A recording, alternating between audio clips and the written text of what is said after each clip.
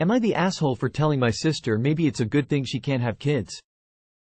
This is the conversation I had with my family on Father's Day in background. So about 2 weeks ago I noticed my oldest daughter Kelly, 15, acting different. She was taking lots of food into her room, being really secretive and doing laundry late at night. I was concerned especially when I asked my other daughters about it, 13, 11, and they acted suspicious. I noticed her going into her room with a packet of ham and I followed her and she instantly jumped in front of the closet screaming at me to leave. Obviously alarm bells went off, so I told her to move. Well, long story short, there was stray cat and 2 young kittens.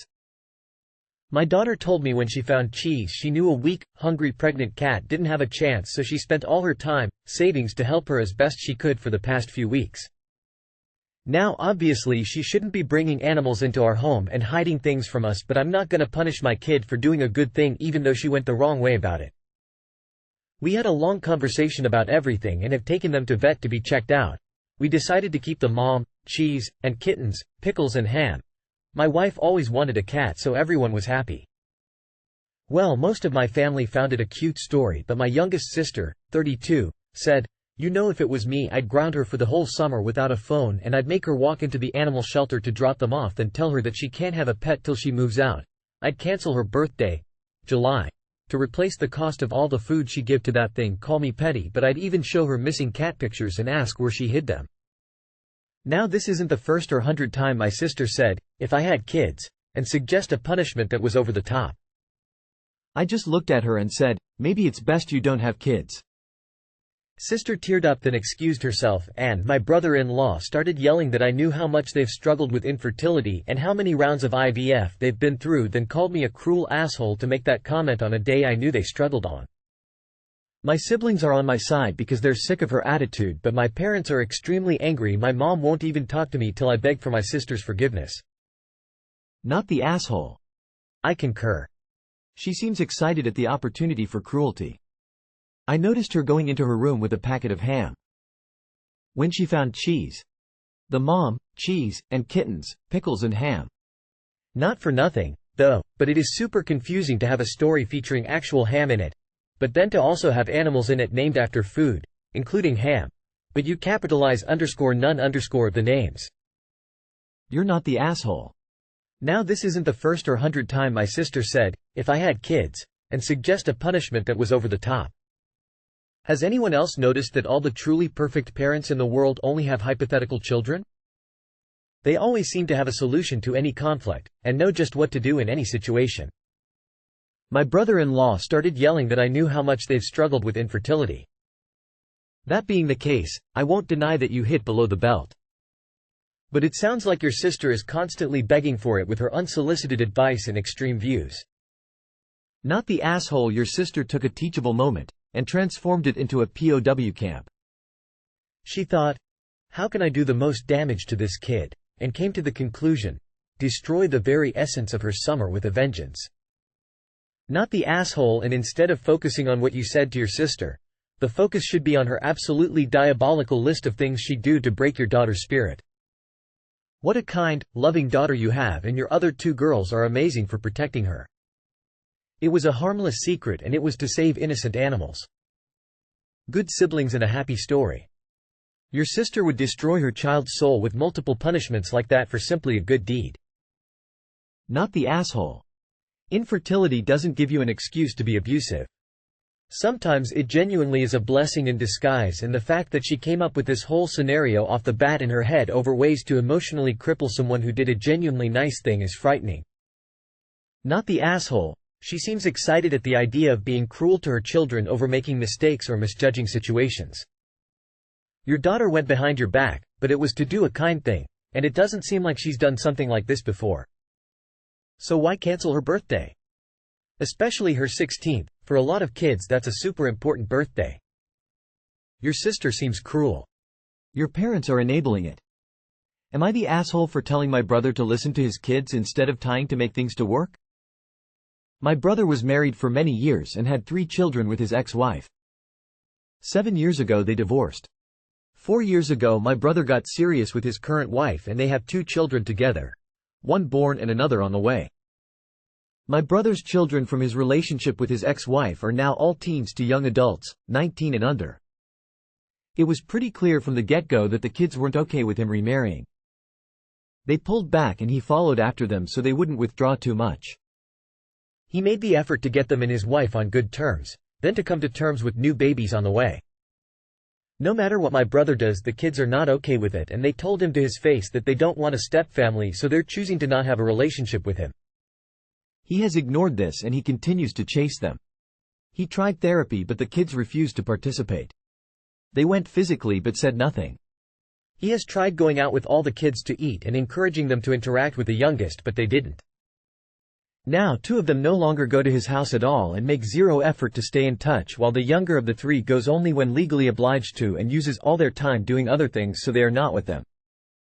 The reason for all this is they do not see blended families as real families.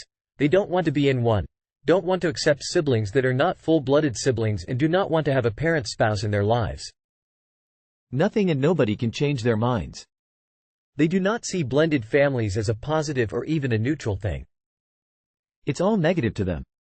That's a whole thing that I won't go into too much, but they told my brother this. So when he spoke to me recently about how sad it makes him, I empathized with him and offered him a shoulder to lean on and support. I told him he did all he could to make it work. And when he said he just didn't know what to do, that's when I told him he needs to start listening to the kids instead of trying to make things work. I reminded him the kids have been very clear about their feelings on his remarriage and additional kids, and if they refuse to give therapy a go and refuse to be around them, then he needs to listen and refocus, because it won't do his younger 2 kids any good to be rejected constantly. And it won't bring the kids in if they're so anti-blended family. He told me he was very disappointed that I wouldn't see that he can't do that as a parent, and that it's his job to keep trying and never give up. Am I the asshole? Not the asshole. He wants what he wants. What his children want isn't important to him. I empathized with him and offered him a shoulder to lean on and support. I told him he did all he could to make it work. You've done as much as you can. Pretending that it will all turn out as he wants isn't going to help him. He told me he was very disappointed. Has he ever considered his children's disappointment? The kids have a pretty odious attitude towards blended families, but you're right that there's not much your brother can do about that. Where did they pick up this attitude? Has their mother been alienating them from your brother? Or has he never been much of a father? His older kids obviously don't value him much. As a parent, your brother needs to never give up on his relationship with his kids, but he can't force relationships with others onto them. I'm guessing the latter is what he refuses to give up on? He's going to learn the hard way that he can't control other people. He should spend quality time with his kids and give up on the stepfamily idea. Divided between NTA and NAH because your brother's trying his best. They do not see blended families as real families. They don't want to be in one, don't want to accept siblings that are not full-blooded siblings, and do not want to have a parent spouse in their lives. Nothing and nobody can change their minds. They do not see blended families as a positive or even a neutral thing. It's all negative to them. This sounds like something the kids were taught, not something that is inherent. Are you from a culture where this is the norm? And what was the reason for the divorce originally? Could it have affected the view of the children to their father too? Your brother is right. If he gives up on trying, he is as much as giving up to being a parent to one of the groups. This is a no-win for the brother. He didn't run right out after the divorce and remarry. He waited 4 years. Did they think he should stay single forever? He's getting told reaching out and continuing to try to have a relationship is somehow not respecting what the teens want.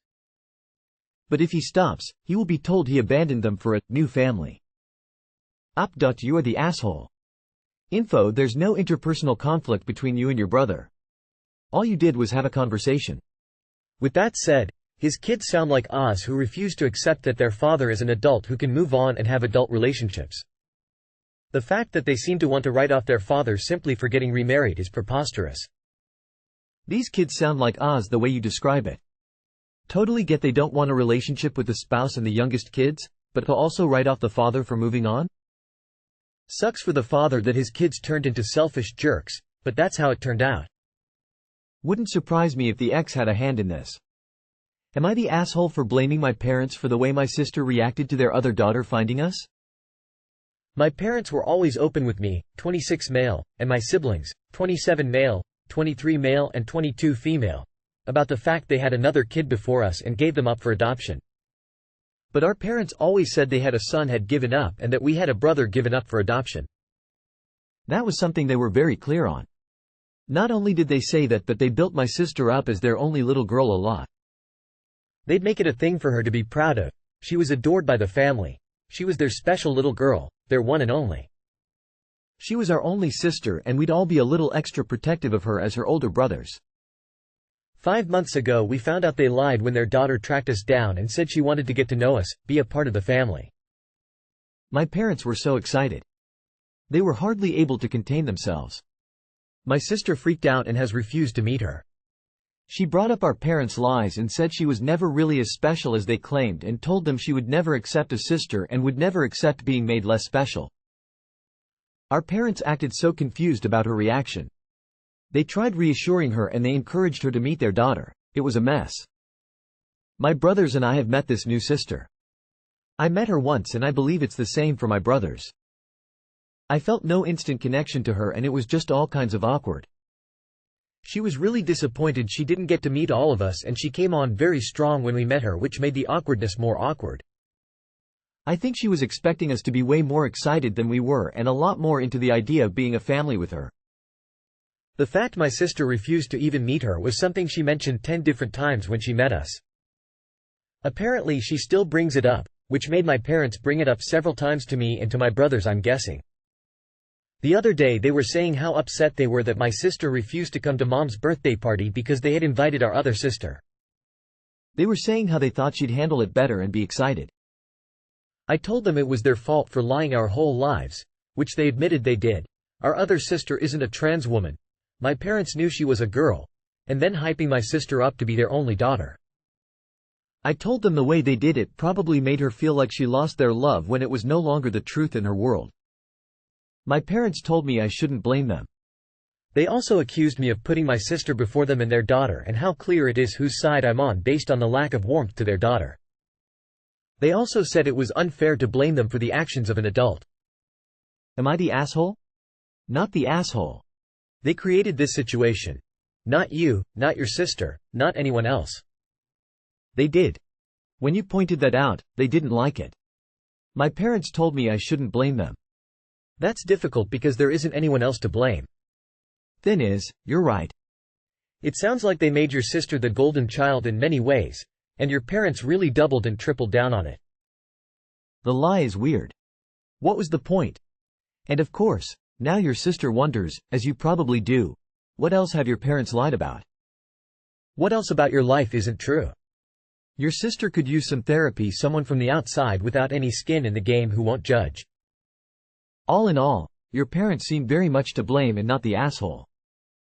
It's so strange that they chose to lie about that. To talk about putting a kid up for adoption, but then to lie about it being a son, daughter. That is messed up. Because what did they have to gain from it? Just for fun? Obviously not the asshole, it's 100% your parents. Internalized guilt. Probably regretted the fact they only had one daughter and they gave her up. Then had boys consistently afterwards. When the youngest came along, they were relieved that they wouldn't have to carry the regret of giving their only daughter up for adoption. As part of that relief, they overcompensated her status as a daughter. How old is the older sister? I'm just interested to know how much time was between the adoption and your parents popping out 4 kids in 5 years. You're definitely not the asshole. Your parents need a kick in the ass, and the sister you grew up with probably needs some counseling. 100% their fault. I don't think the way they raised your sister was necessarily good even without the lie, but honestly, how did they not see this coming? The fact they won't explain why they lied doesn't help things.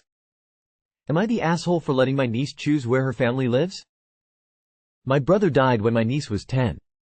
He was divorced from sister-in-law at the time of his death. My brother's assets and my niece's cut of my parents' estate were placed in a trust for my niece. I was in charge of the trust. There was some back and forth with sister-in-law over who controlled the trust, but I was ultimately the one who got control. The trust was basically able to pay off what was my brother's house, and the interest from the estate pays for its upkeep. There isn't much left after that, but at least my niece has a paid-off house.